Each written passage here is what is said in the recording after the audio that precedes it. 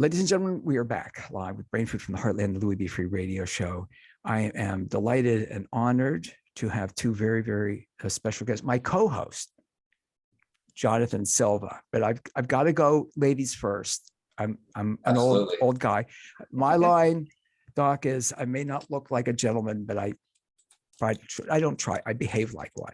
So I know that's old school, but introduce yourself if you would. Tell us about yourself. Hi, I am Dr. Molly Gleeson. I'm an exotics veterinarian in Southern California. I am a specialist in zoologic companion animals, which is basically the exotic pets that people have. So rabbits, birds, reptiles, things like that. Yeah. And I've got many more questions I want to ask you, but my co-host, Jonathan. Hi guys, Jonathan Silva from Rabbit Savior. How's everybody doing today? Hope everybody's doing good. Molly, I got a question for you. Tell us the schooling you had to go through to become a veterinarian. I'm very interested in, understanding that process. Yeah, absolutely. So it's been quite an intensive process. Only recently did I actually just be able to get out and practice and do my thing without having any schooling involved. But I did 4 years of undergraduate university and then 4 years of vet school. So all the veterinary schools are 4 years of medical school, just like human medical schools. And then once I graduated from there, I was technically a veterinarian. I had to take a national boards exam to be able to practice in the United States. And then I had to take a California state board exam to be able to practice in California. And then because I wanted to specialize, I did some advanced training. So I actually did 2 internships. Each of them were a year. The first one was a small animal internship to get just more training as a veterinarian in specialty medicine, surgery, emergency. And then I did 1 year in an exotics specialty internship where I saw exclusively exotic pet patients. And then from there, I went on to my residency in zoologic companion animals at UC Davis, which was another 3 years of very, very intensive training, did some research there as well as published papers. And then once I completed my residency, I was able to sit for my specialty boards exam, which took 2 rounds to get through, which is pretty typical. But I passed my boards exam, which is a 2-day, very intensive exam. To qualify for it, you have to do your residency or a certain number of years in practice and publish 5 papers. Wow. And then 2019, I passed that exam and became what we call a diplomat of the American College of Zoological Medicine. So I am boarded and I'm a zoo specialist, but my subspecialty is zoologic companion animals, which is all of the pet exotics that we see. That's wonderful. I've got to ask you, why veterinary medicine for you? Why the path? Oh, it's a great question. Part of it is I've just always loved veterinary medicine. I've always loved being able to kind of take the pieces and put them together. I really love jigsaw puzzles. And for me, medicine is sort of that way where you pick out all the pieces, you put them together to make a bigger picture. And then I've just always loved animals. And so for me, those kind of fell naturally together. And then as I got into my teens, I started to actually work at veterinary clinics and worked through college and in a veterinary clinic. And just the more I worked there, the more I loved it. And so it just kind of continued from there. Wow. That is insane. That's almost 10 years. I mean, that's a lot of work. It's a lot of work. I want to touch on this subject too. A lot of debt. I mean, that's a lot of money to go through school, and you're still paying for that. And I mean, you're my hero. I mean, that's why they call you doctor. I mean, it's basically you're becoming a doctor, but for animals. That's very impressive. Wow. Okay. What about that debt? We make shirts that there are shirts out there, mugs and things that say real doctors treat more than one species, but as like a joke. But we always joke that we learn all the same things human doctors do. We just have to do it for multiple different animals. And I do not want to make it seem like human doctors do not do enough, because they work really hard and they learn a ton of things. But it's on par with human medicine. So yeah, very impressive. That's awesome. Yeah. And when you say that about, again, you've got, they're so different. Mm-hmm. They're all, I mean, I understand we know that in election, but they're also so very, very different in exotics. When you say exotics, again, you're talking about rabbits, birds? You tell us, Dr. Gleeson. So exotics is basically anything that's not a dog or a cat or like livestock or horses. So those are kind of the large animal side of things. But I see everything from, so I see small mammals, which is rabbits, hamsters, guinea pigs, chinchillas, gerbils. I see reptiles, turtles, tortoises, snakes, lizards, alligators. I see birds, pet birds, chickens, ducks, sometimes raptors from falconers. And then I also see fish, sometimes primates, kind of the really exotic species that people have. I mean, we also see pigs. I've seen some exotic cats, so servals, things like that. It's amazing the things people will own, but we are here to try to make sure that they have the care that they need. So Fish, how do you, Yeah, that's a you gotta question. tell me about that. Yeah. fish is a very, very specialized kind of side of things because you have to do everything in the water and you have to anesthetize them really to do anything, because you imagine you can't just like pick up a fish and it will let you do things. So we have to anesthetize them in the water and then we can kind of do things with them, but we have a specialized equipment to be able to keep the water flowing over their gills if we do things like surgery or prolonged anesthesia. So it requires a lot of specialized equipment and just specialized knowledge. I never even thought of that.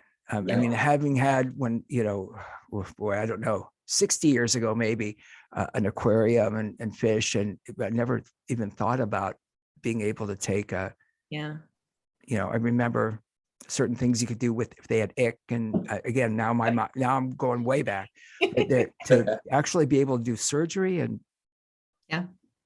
See, that's insane because, like, I mean, if you think about it, the equipment you guys use for that, I mean, that's going to be expensive. So people have to realize, when they get their vet bill, that's why the vet bill is so much. So anything exotic is basically expensive.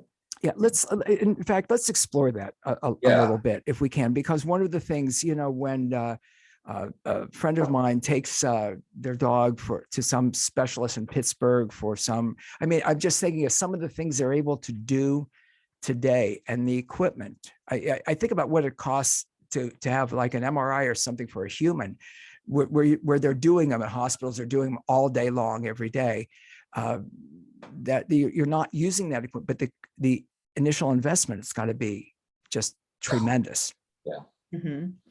Yeah. And I work at a specialty hospital, so we have access to all of those specialties. So we have ophthalmology and cardiology and neurology and surgery and emergency critical care, all of these things. And so to set up a hospital like that is huge. And then there's maintenance, and as equipment advances, you need to replace the equipment you have with new equipment. So in order to have things like endoscopy, those cameras that we put in to be able to do minimally invasive procedures, in order to have 4 or 5 surgical suites, in order to have fluoroscopy, which is basically a moving x-ray, we have an MRI and a CT, and we have a LINAC, which is for radiation therapy.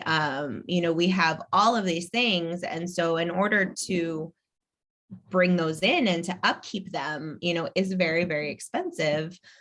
In addition to having all of the staff that we need to run those, to take care of the patients, we offer 24-hour care. And that means we have to have technicians and assistants and doctors in the hospital 24/7, which is already a huge expense in and of itself. And that's the crazy part, because I don't think people appreciate that or see that. And I would love to actually do an interview live inside, a veterinarian, and show the world, hey, this is what goes on. I mean, you're talking about stuff that's human stuff. I mean, that's next level stuff. So I think the appreciation there needs to be elevated to that aspect where people are like, wow, you know what? I appreciate what you do. And speaking of that subject, are you on call 24 hours a day for stuff like this? For my specialty, yes, technically. So I work with other doctors and we sort of rotate, but I always have inpatients in the hospital. And so technically I'm always on call if something is happening with them and the overnight doctor needs to call me and kind of assess what's going on. We do have a rotating schedule of one of us in the department is always on call for kind of complicated emergencies or emergency surgeries. I do come in on my days off occasionally for, more complicated surgeries and things like that. Definitely through internship and residency, I was on call constantly. I would, in residency, we would come in and see all the emergencies at night. We didn't have, doctors overnight to see them. And so I would work all day and then come in and see 4 or 5 emergencies, get a couple hours of sleep, and then come right back the next day. And that's pretty typical of most residencies, but a lot of us continue to do that even once we're out as, adult doctors out in the world. And I think it's funny. I've had people actually who don't understand that veterinary medicine it's medicine. It's just like human medicine. We have all the same specialties. And I get asked, "Oh, veterinarian, is that a certificate program?" Really? And I Wow. try really hard to backtrack and just remind myself that it's just that people don't know. So I think the more people know, the easier it is to understand just how much we do. That's wonderful. Talking with Dr. Molly Gleeson and rabbit savior, Jonathan Silva. You're an amazing young man. Thank you, brother. I appreciate it. When I think about some of the things that you're doing and thinking about some of the thing, and I know I'm jumping around a bit, but the vet bill, if you will, the cost for care, it's so different with when people, because of different medical coverages, et cetera. If you go for an MRI, deductibles, et cetera, all of that. But again, when you think about the equipment and all of what you're doing, it's expensive. It's expensive to operate. Like Jonathan was saying, 24 hours a day, just to have the ability to be able to take a 4-legged or winged family member or fish and 24 hours a day, a fish. Now you blew my mind with that, Molly, honestly, doctor, sorry. But that again, people need to understand what that bill is. Do you delve into that a little bit? Yeah. So in terms of, we have to charge for our time, we have to charge for equipment, we have to charge for medications. And some of that is actually dictated by whoever runs the hospital. We, as veterinarians, we discount a lot of things and we hate charging for things. So usually we're not very involved in the bill, but if we are, it always gets lowered. And we get in trouble for that, but Forgive me for interrupting you, but we need you to stay in business. Exactly. And I appreciate that. And I have been the beneficiary of some of that generosity at some point. The reality is we need you to stay in business, and it's very expensive to stay in business. Yeah. And there's just, and as the part of the reason Rabbit Savior exists is because there just isn't as much insurance for pets at this point, especially exotics. There's really only one insurance company that covers exotics currently. But insurance for pets is nowhere near the caliber that it is for humans. And so when you compare a similar procedure between a pet and a human, what you see with a human is a very low bill. But if you actually look at it, it's going to be, $100,000, $250,000, but we don't see that because our insurance covers so much of it. Yeah. And I know that because I recently had my own medical bills and I actually looked at them just to see, and I was horrified. Yeah. I've looked at medical bills and seen. It's insane. And so we're really only a fraction of that, but it seems like so much more because the insurance is not the same. And so for dogs and cats, there's lots of companies out there and it's really getting better and there's a lot more coverage and support. But for exotics, there's really only one company. And so that's why what Jonathan's doing with Rabbit Savior is such an important thing and such a big thing, because finances, it's hard times for everyone right now. We understand that it's hard to take a pet, a family member that you love, to the vet and know that you're going to have to spend $3,000 to $4,000 to get them through this, but that you don't have that. And it's a horrible feeling to have to choose between those things. And we know that, and we try to be as respectful as we can about that, because just because you can't pay for something doesn't mean you don't love your pet. Of course. It's not the same thing. And yes, there are people who don't value their pet as a family member and see it in a different way. And so for them, that cost is a little bit different and they may just not feel like it's valuable enough to pay that. But for a lot of people, it's just, they physically can't. And we understand that. And we do everything we can to give people like ABC plans so that we can try to figure out what to do within their finances. And it's heartbreaking when someone has to make a decision to euthanize or to not move forward with care just because of finances. And it breaks their heart, it breaks our heart. And it's just a terrible thing all around. But unfortunately, we can't not charge for care. We wouldn't be course, open. We you wouldn't be able open. to provide the Yeah. services.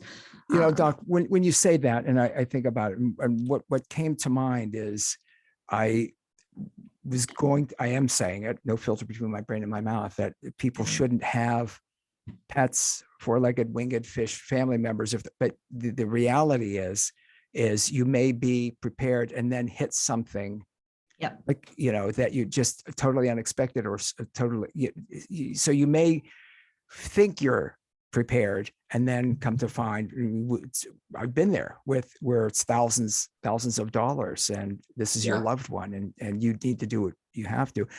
Jonathan, I do want to get to a little bit about what you're doing.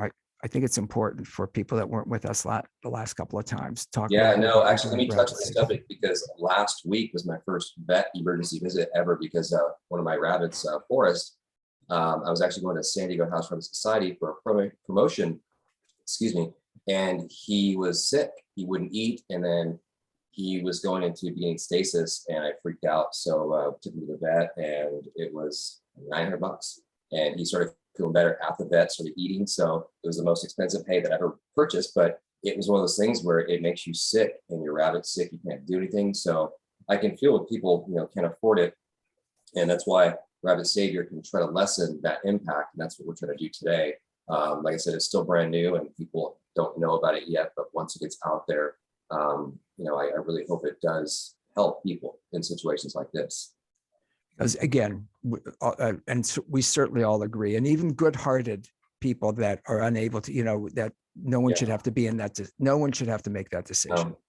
No. You wouldn't want it for your human love family member. You wouldn't want to have to. And again, with insurance and different rules and regulations, you generally don't, but certainly not with any loved one. And that's wonderful what you're doing, Jonathan. Thank you. Appreciate that. It really is. Yeah. You can get more information, of course, at rabbitsavior.com. and we've got those links up also. That's absolutely wonderful. So let's talk a little bit more about a day for you, Dr. Gleeson. Tell us about one day in the life. Ooh, Dr. a typical Molly. day. Is there such a thing Yes. as a typical day? No, every day is different. Every day is different. I never know what's going to happen. But yeah, I can walk you guys through kind of what me and my staff goes through. My staff and I go through on a typical day. And this is obviously going to be a little different for other hospitals, but for us, my staff and I come in around 7:30 a.m. I start by rounding with the doctor that was overnight to get updates on all of my patients that were in the hospital, and then get transferred any new things that were admitted by our urgent care or emergency the day before and overnight. And then I'll try to kind of go through my emails and memos in the system. So usually I have anywhere from like 10 to 15 emails from clients and other things, and memos of people that have called or requested things, to kind of flag what I need to get back to during the day. And then we do I do morning exams on every patient that's in the hospital. And then we do our morning treatments. And so I can have anywhere from 2 to 15 inpatients. So I don't know if you can hear the guinea pigs, but they're running around in the background. And so and my patients can be anywhere from stable medical boarders to critical ICU patients, kind of depending on what's there. We do all of our exams and treatments, and then I call every single client to talk to them about their pet and how the pet is that morning, the plan. I usually try to call kind of my critical patients first, and then anything that's going home that day, and then kind of do my stable updates last. But you can imagine if there's 15 inpatients that it can take me till 1 p.m. to just get to everybody, because then my appointments start at about 9 a.m. And so I have appointment days and surgery days. On appointment days, I have anywhere from like 5 to 13 appointments, depending on if they're new pets, wellnesses, sick pets, rechecks, things like that. And then on procedure days, I have anywhere from 2 to 4 procedures, depending on if it's a big surgery or a smaller procedure. And throughout seeing all of those, I'm managing all the inpatients, the phone calls, trying to kind of get back to people that have called during the day. Then we also have emergencies that come in. And so I am lucky enough that we have an exotics urgent care service that comes in at noon. So I really only have to manage emergencies kind of until then. But I do help them with theirs as well. And then I'm also getting calls from referral veterinarians to either send sick patients or to get Wow. consults on cases. So during all of that, I don't have a lunch break. I just sort of eat on the go, but I make sure all my technicians get their lunch breaks because they're working hard over, with all the patients, doing all the things that I've listed for them to do with diagnostics and treatments and monitoring and things like that. Any patient going home has discharge instructions written and medications, as well as sitting down and talking with those owners at the time of discharge. So I try to spread those out. And then once we get through all of that, we usually around 5 to 6 o'clock start doing evening treatments. And I look again at every patient to see how they are. And I call all those owners again to give them updates or text messages if they're stable. And then I have to round all of those patients to the overnight doctor to make sure that they're going to be cared for overnight, come up with their plans, make their treatment sheets for the next day. And then at the end of the day is usually when I get to patient medical records. So sometimes I'm lucky enough to be able to sit down and kind of jot things down in the records during the day. But otherwise I go home anywhere from 7 to 8:30 p.m. and then usually eat dinner and write records at home. And then things that don't get written, then I write on my days off. And so I spend a lot of my time on my days off updating medical records, emailing clients, stuff like that. So it's a very long day for all of us. We try to get out on time, which on time is about 6 to 6:30, but that doesn't always happen. It really depends. Like last week I had a day where I had almost 20 inpatients, and then this week it was more like 3 to 4. So it really depends on, what's in the hospital and how sick they are. If something comes in, really, really sick at 4 p.m., I may be there till 10 if I'm, trying to stabilize it. So if people call me, in the morning, I may not get back to them till 8 or 9 o'clock. And I know some people get really frustrated with that, but it's not because I'm not concerned about their questions. It's not that I don't care. It's just that I literally didn't have a moment to sit down and think about it until the end of the day.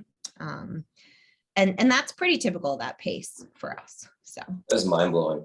Yeah. Literally mind blowing. That's a lot. The line, what do you do in your spare time? And the answer, there is no spare time. There's no spare time. Right. I mean, for the majority of veterinarians, we sometimes we have to choose between our time and well-being in our patients, and the majority of us choose our patients at least most of the time, which is not healthy for any of us. And we're all trying to learn to be a little better. We're not taught very good self-care in general. I think that's changing in the community and the veterinary schools and things like that. They're changing the veterinary oath actually to add a sentence about focusing on your own well-being as well, to be able to provide the best care for your patients. I'm hoping that changes in our culture, but I mean, if there's a sick pet, like you do what you got to do. If something needs emergency surgery, I can't just be like, sorry, I'm gonna go home and have dinner. I'm tired. Like, it has to happen. It's interesting you say that. And Jonathan, you and I were talking about this yesterday, and hopefully we can all get together again. I had Sandy Weaver on. I'll show you the book. I don't know if you can see it. I'll read the title. But she wrote a book called Happy Vet, Happy Pet: Caring for Your Pet's Caregiver. And it's really, it's beautiful. She's wonderful. It's really wonderful. When you think about that, and we were talking off air about the rate of suicide with veterinarians and the emotional aspect you're saying about self-care. Yeah. Do you mind if I ask you, how do you deal with it? Obviously, you feel very deeply and feel very deeply for your patients and obviously care for their family member. But how do you deal with some of the stressors, having a euthanize, et cetera? Yeah. I mean, there's definitely a lot of stressors in our job, whether it's just the long days and the lack of sleep and the challenging patients and the euthanasias and the death. There's a lot. And then we deal with kind of external factors from angry clients and things like that. Angry clients. Sorry. Yeah. Angry clients. Yeah. Angry at you. Yeah. I'm sorry. Forgive my interruption. Yeah. I mean, I could see people that maybe are not engaged or whatever, but angry. Yeah. I mean, we deal with people at the height of their emotions every day. We're dealing with people that are devastated that their family member is sick, or guilty that they didn't do the things they needed to do and now their pet is sick. And unfortunately, a lot of that gets displaced on us. And so we joke that we act as therapists too. I spend a lot of time in rooms with clients or on the phone with clients, just talking to them about their lives and their emotions and things like that, and getting them through these situations too. And so that takes a big emotional toll as well. And I mean, it's a big part of our job. I love my clients and I'm so happy to be there for them. But it's a lot. And so I personally have had to kind of force myself to institute like a nighttime routine and things, like force myself to take time away from work to kind of just decompress and kind of let all of it dissipate. But you when you see bad cases during the day, when you have a patient die, when you euthanize them, you have to take all those feelings you're feeling and sort of tuck them away for the moment so that you can move on to the next thing and give it your full attention. But then you get to the end of the day, and when you've had 2 or 3 of those, you then have to feel all those feelings at the same time when you get home. And so it's kind of a big rush of emotion when you get home, and those things stay with us. You know, they creep into your dreams. You think about them for days, you know, stuff like that. So it's a lot to deal with every day. On top of you asked about debt kind of earlier on too. And my average, my debt is around 250,000 coming out of vet school. Oh, wow. And that's pretty typical of most veterinarians. And so, you know, it seems like we should be very well off and comfortable, but the majority of us aren't necessarily, because we're not making enough to pay that off quickly. You know, we're on 20-year payment plans, if not more. And so that's the things that people don't realize, and they just think, oh, they're getting all this money. And if you don't mind, I'd like to touch on the subject, because I heard about this a couple of weeks ago, about veterinarians committing suicide, and that just literally blew my mind. And I was silent with the phone call. I didn't understand it. I'm like, can you touch on that for me? Yeah, it's becoming a huge problem. I pulled up, let me pull it up here, the article from the American Veterinary Medical Association that had looked at this, and they quote that female veterinarians are 3.5 times as likely, and male veterinarians are 2.1 times as likely to die from suicide as the general population. That is insane. Which is huge. And we've been dealing with this for a long time, but it's been getting worse and worse. There was a week last year where we had 2 veterinarians and a technician commit suicide in the same week. In the community, not in my hospital, but like in the veterinary community, one of which was a veterinarian that I knew fairly well. And I think the pandemic has just made it worse. And the people that I have known that have succumbed to suicide in this profession have been some of the most caring, wonderful individuals. And I think those are the people that are hit hardest by some of these challenges. They feel so deeply. Yeah. Right. You're dealing with a group of people that went into this profession because they're very caring and empathetic, and they love animals, but also are very type A. And so, you know, we want to find the problem, we want to fix it. And so when that can't happen for one reason or another, you're hit on multiple levels with you're devastated that this patient that you love and this client this patient you love died, and the client that you love is upset. And then you're upset, you know, on the other side that you couldn't do what you just want to do as your job, which is find the problem and fix it.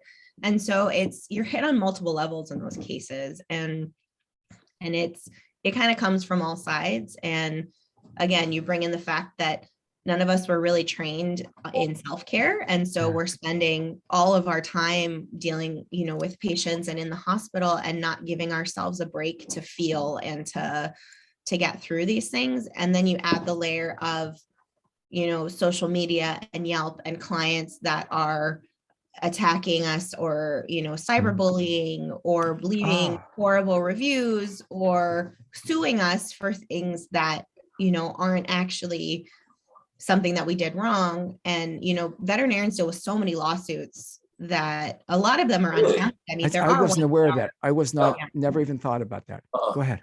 Yeah. Go ahead, Dr. Gleeson. Tell us about that. No, and I'm just, you know, all of that together, it's a lot for people, and some of them, there's one thing that just pushes that over the edge, and it's hard to know when someone's struggling.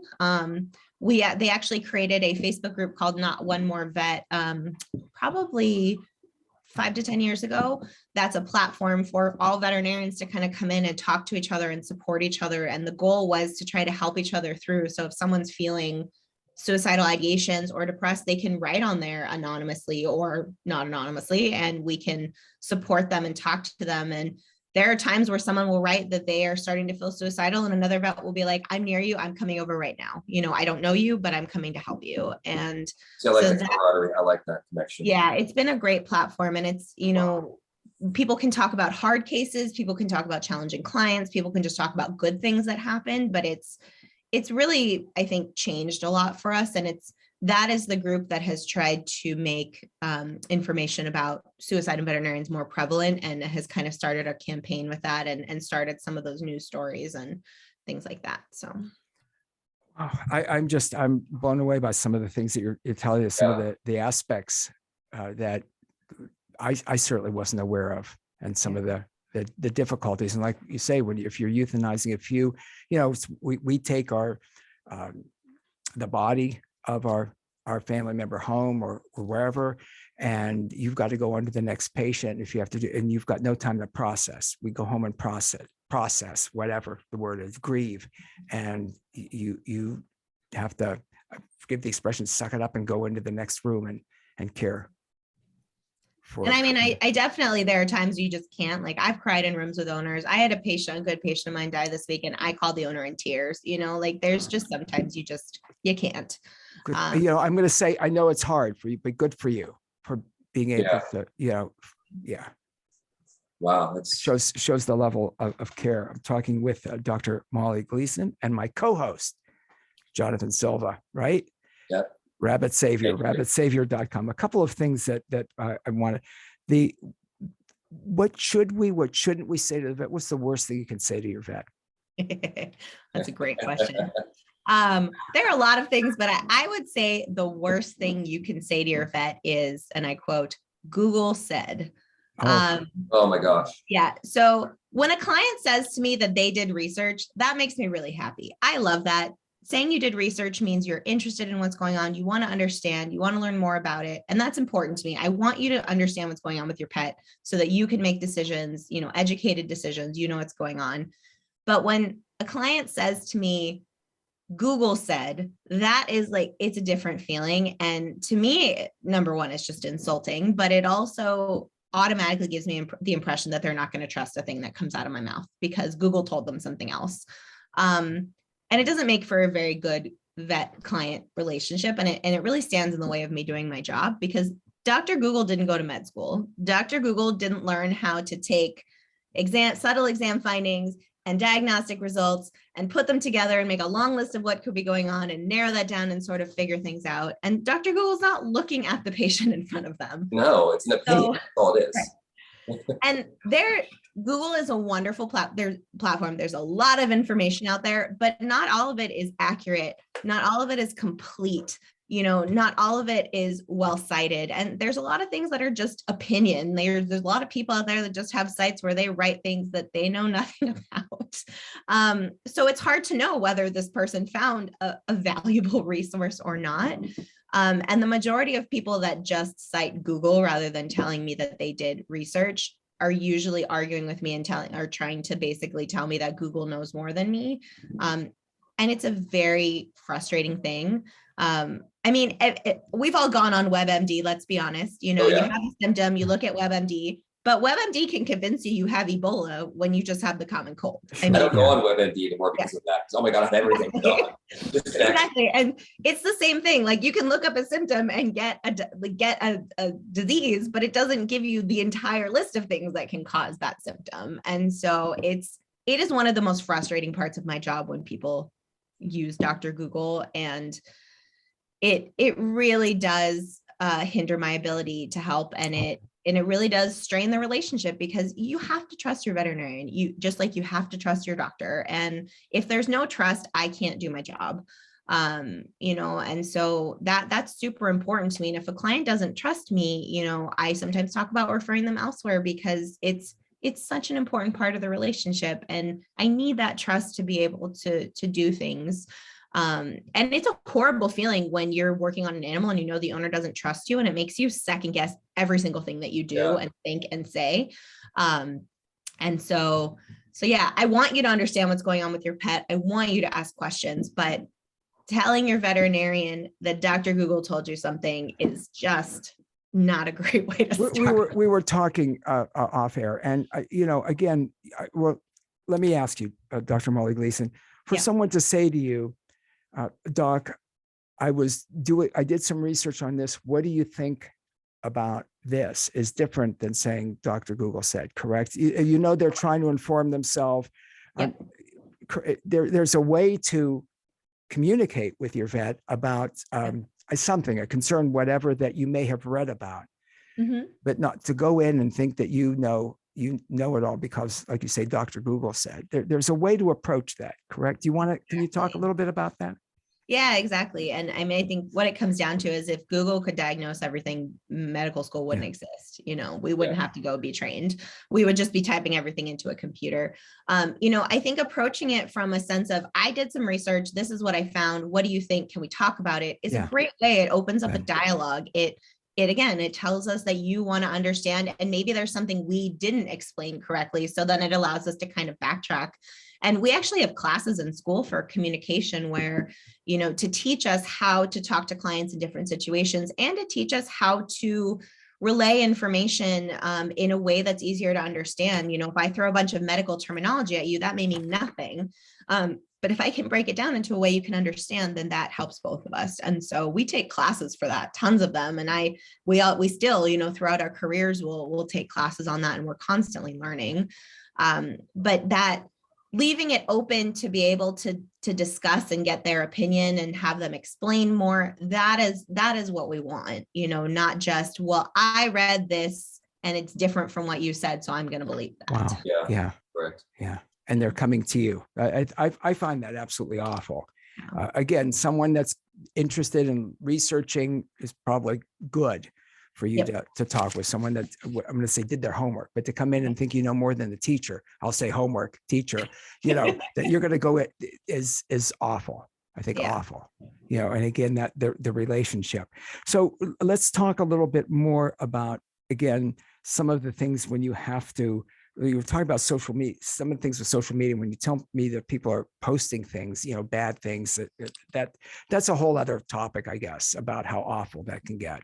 And all realms these days with social media. I'm actually dealing with it myself, so I know exactly, not to the extent that they're dealing with, but I mean, the stuff. Tell us, Jonathan, tell us. It's hard because if you put your heart into something and you believe 100% that this can be a tool or whatever, it is for the people, and you just want to help, and they're just ripping you apart. And that really just sets you back to where it's like, am I doing the right thing? What am I doing?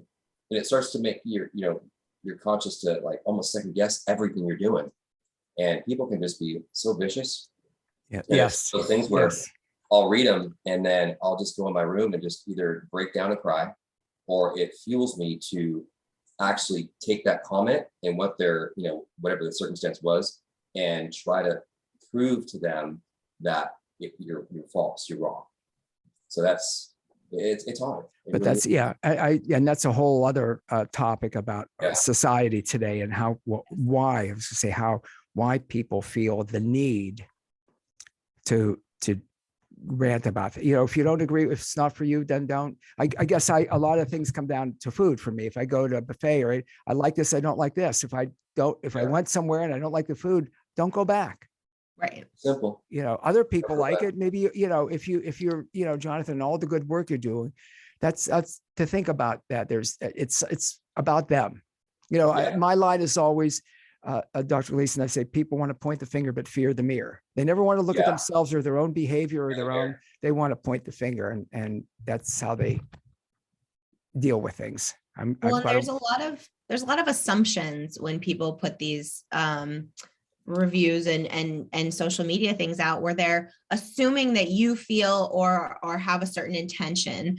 It's sort of similar to if you went to a buffet and didn't like the food but posted online that they were trying to poison you because the food tasted terrible. Is very similar to what they do to us and to Jonathan and things that, where it's, I didn't like my experience, so I'm assuming that these people don't care about animals, love killing things, want to charge me all this money because they're money hungry. Like, those are the assumptions that are made just based on this experience. And those are the hurtful things, if feedback is important, we need to know when we're doing things well. We need to know when we're doing things poorly. You know, I do look at Yelp mostly to see, like, is something happening with my clients that I need to address in terms of how they're being treated, or how the process is going that I can improve.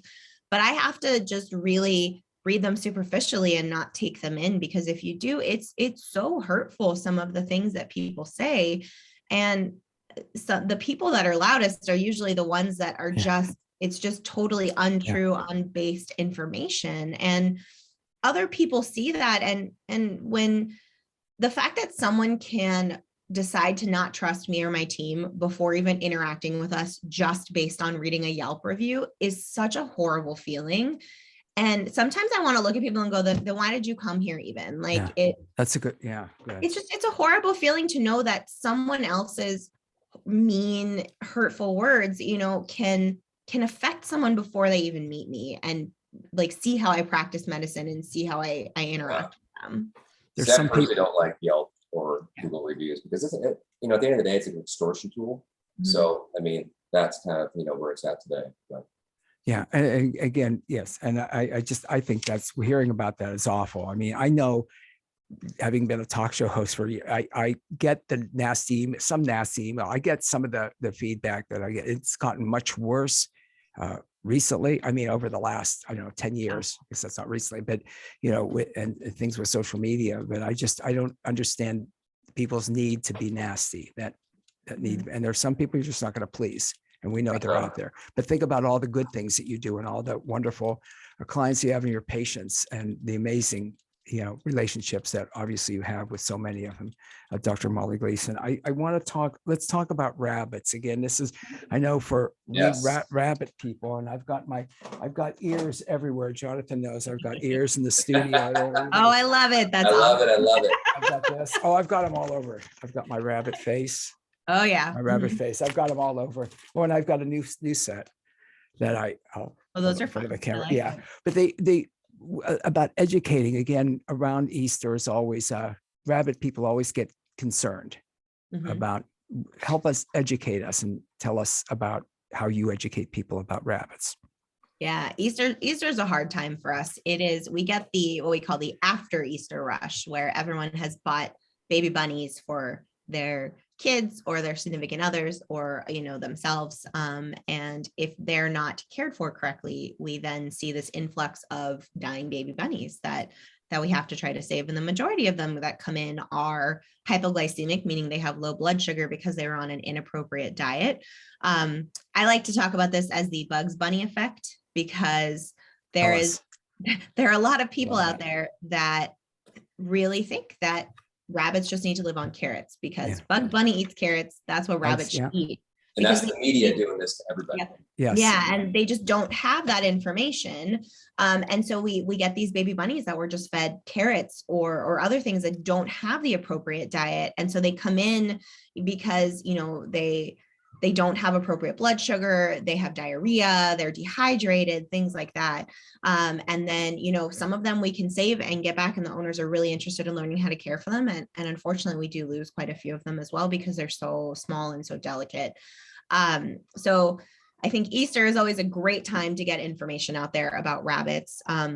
One thing I feel is a big gap is pet stores, is that I feel like we really need more education for the employees in pet stores, because that is somewhere where people go. They go to buy equipment for their new pet, and they need to be able to talk to someone about what they should get. But if you talk to someone who works in a pet store, they're going to talk to you about the products they have and things, but they may not actually know which of those is most appropriate. And I think that is a huge gap, because it's not required to have that knowledge when you're hired at a pet store.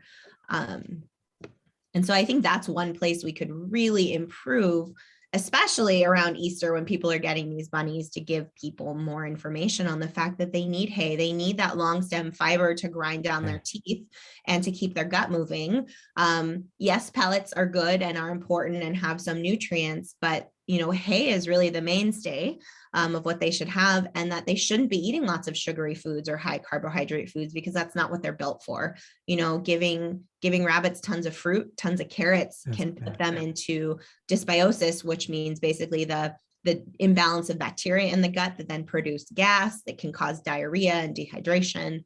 I have had rabbits that were fed, like I had a patient basically fed a whole banana that then bloated and passed away very suddenly. Oh my gosh. And just that high influx of sugar can do that. And it's not true of every rabbit, but it can. It's a risk. And so, you know, I have rabbits that come in for their first exam and they have 2 whole strawberries and like a large carrot in the carrier. And I'm like, no, take it out, take it out.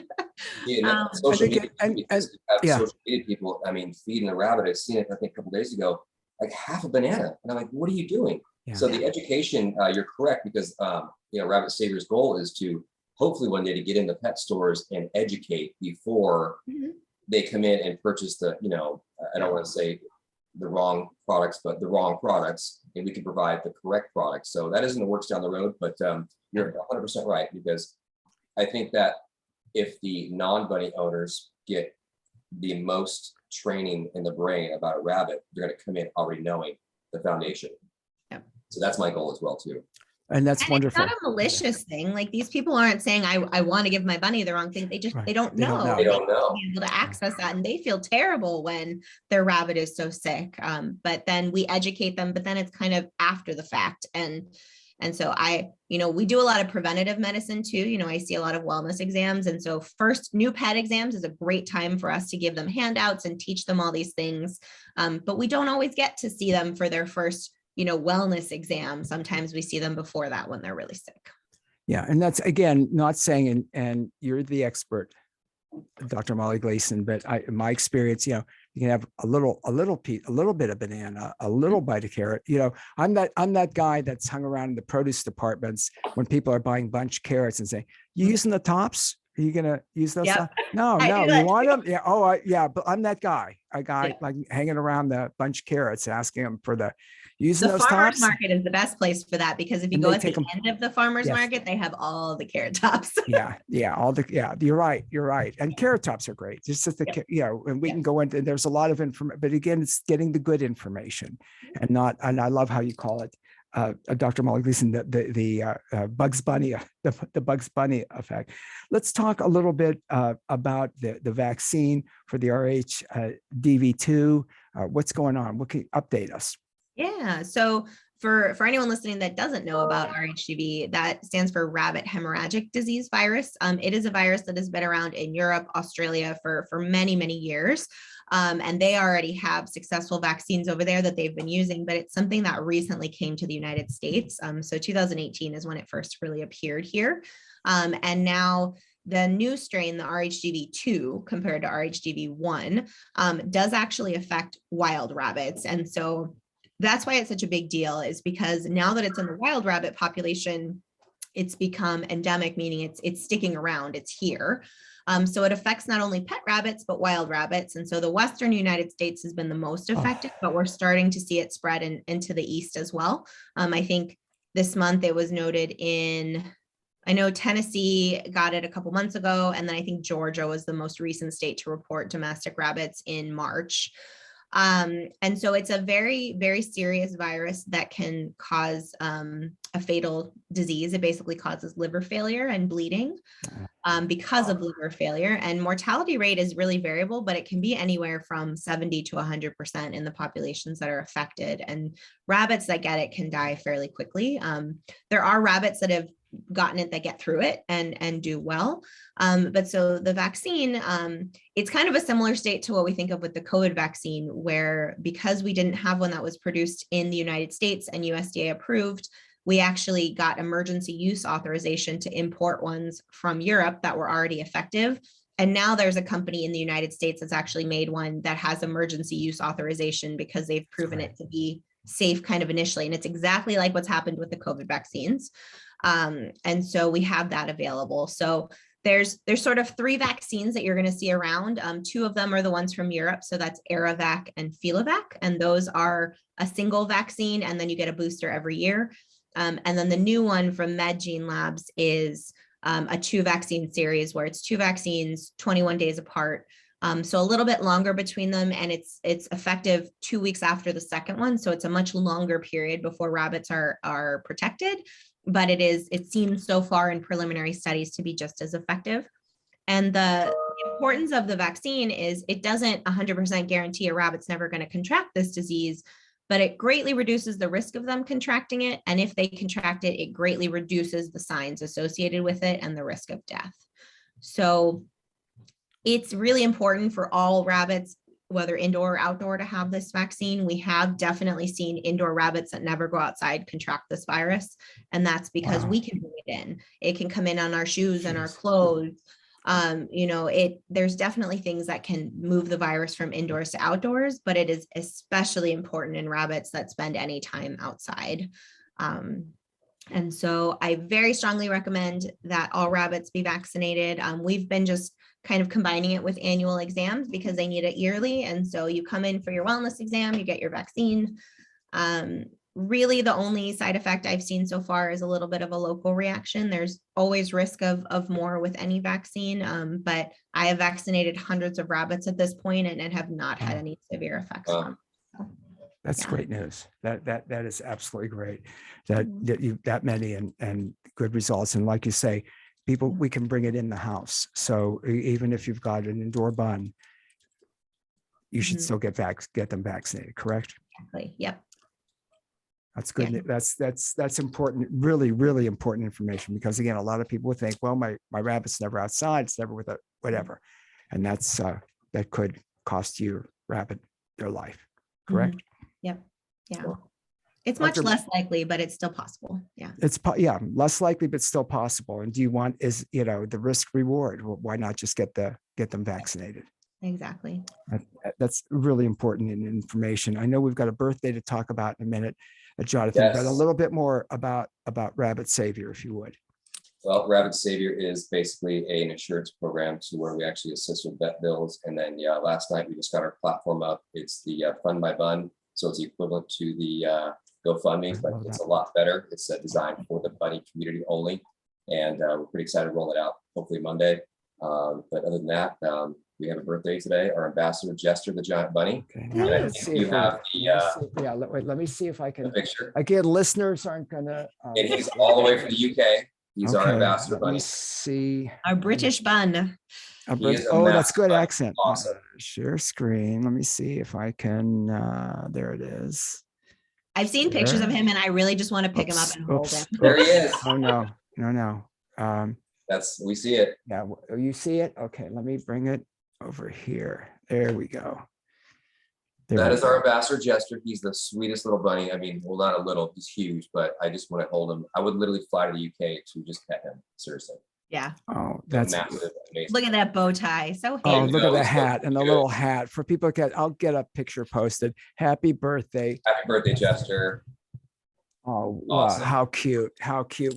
I love the bow tie too, Doc. You're right. The bow tie is absolutely great. Handsome man. What a handsome man. And a very, very, very, very happy birthday yes.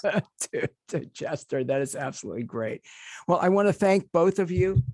Jonathan, Yes. I love the relationship with you. Same, I love what you're doing and Same. who you are in the world. And Dr. Thank Molly Gleeson, you're amazing. And thank you for sharing and sharing so deeply with us Thank you, today Molly. and educating for us. having me. Yeah. My honor. I hope we can do Yeah. it again soon. Rabbitsavior.com. And it's, of course, 1st of April. So it's Full for Love Day. And this That's right. April 1st. yeah. Full for Love Day. It's not the other thing that people think it is. Yes. It's Full for Love Day. You both are, Jonathan, I've come to find you to be so loving. And obviously you are too, Dr. Molly Gleeson. Honored to have you on this show. At least it's Full for Love Day. So thank you both. Thank you both. All right, guys. Very much. Thank you so much. Fantastic, folks. Great information. It's Rabbit Savior. It's Rabbit Savior.